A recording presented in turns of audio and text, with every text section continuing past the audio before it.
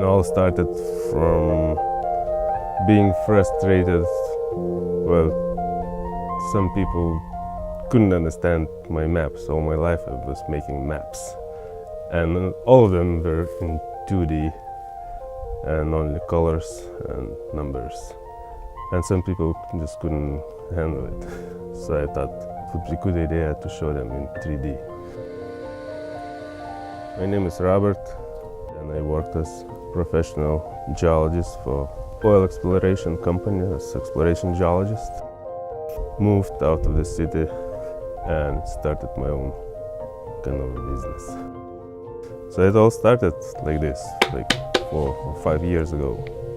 And since then I'm making wooden maps. Geras.